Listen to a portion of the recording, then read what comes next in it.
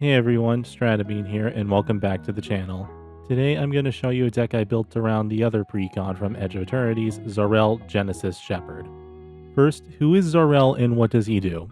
Zorell is a 2/5 insect druid with flying that costs 5 mana in Jund, and his effect is, you may play lands from your graveyard. Whenever you sacrifice another non-token permanent during your turn, put a number of +1/+1 counters equal to Zorell's power and up to one other target creature. This deck is a landfall/land sacrifice deck. It wins by turning lands into engines, recycling them like resources, and eventually closing the game with massive landfall damage, tokens, or a board sweeping advantage. It's part toolbox deck, part grindy recursion engine, and part explosive finisher. Overview. In this deck, Zorell wants to do 3 things. 1. Ramp like crazy and play extra lands, giving you more value every turn. 2. Mill and sacrifice your cards to load your graveyard with things to recur. And 3. Use Zorell to bring back lands turn after turn, from utility creatures to removal to combo engines, and to buff up your other creatures that can deal the finishing blow, all based on how many lands you have in play. Unlike traditional landfall decks that just try to win with Avengers Zendikar style swarms, this one plays like a graveyard fueled recursion deck. Every fetch land, every ramp spell, every sacrifice feeds your next play. If you like value engines and resource loops, this deck is for you. Core synergies. Cards like Icestill Explorer, Exploration, and Azusa Lost But Seeking let us play multiple lands per turn. You can also recur lands you mill with Icestill's ability.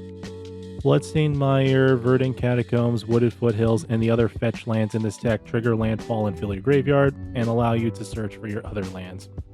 Ramp spells like Skyshroud Claim, Cultivate, Scapeshift, and the other land fetch spells ensure that you always have more lands than your opponents. Additionally, Scapeshift can also get more lands into the graveyard that you can use later with Zorell and Icestill's abilities. Korvold, Fae, Curse King, and the Gitrog monster draw you cards for every sacrifice, and Korvold gets stronger every time you sacrifice a permanent. Zurin Orb, Perilous Four-Ways, and Sylvan Safekeeper are your most consistent sack outlets in the deck. Splendid Reclamation lets you bring back lands en masse. Loam Crafter Fawn can get lands in your hand to the grave to get your other cards back.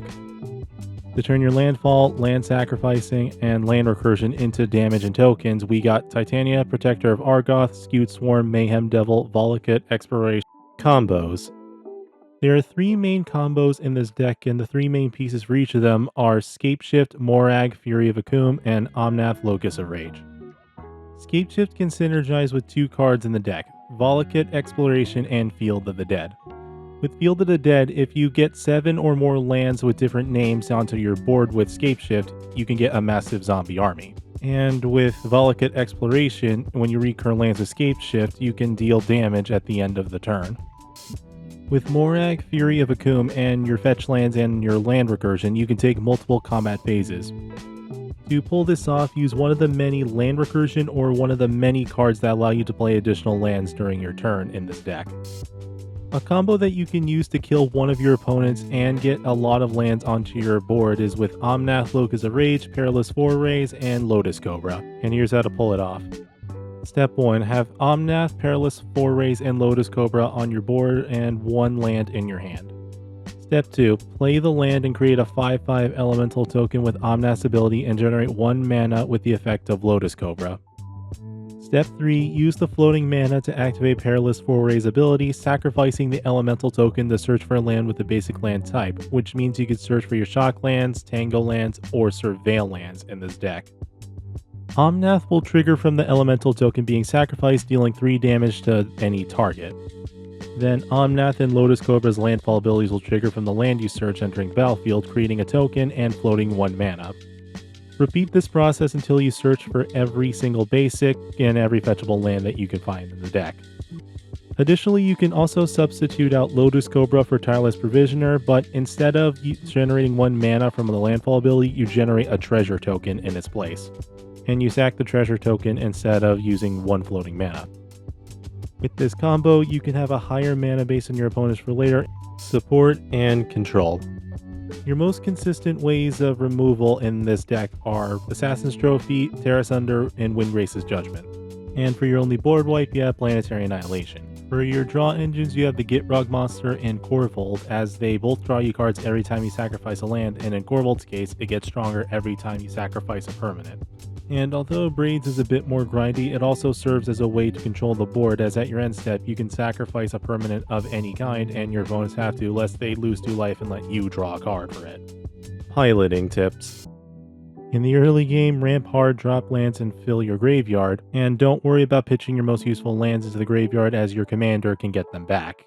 And prioritize setup, lands, draw, and graveyard enablers. In the mid-game, start looping lands and triggering Zorell every turn. Utilize your value engines such as Korvold or Gitrog to gain a competitive edge, and get rid of any key threats with your removal.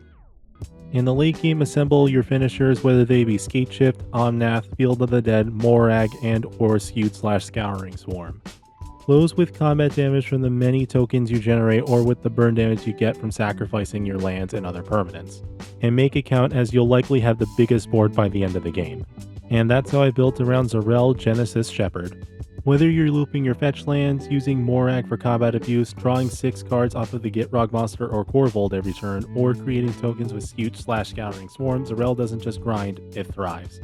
If you enjoyed the video, please leave a like, subscribe, and let me know in the comments which commander you'd like to see next. Until next time, bye.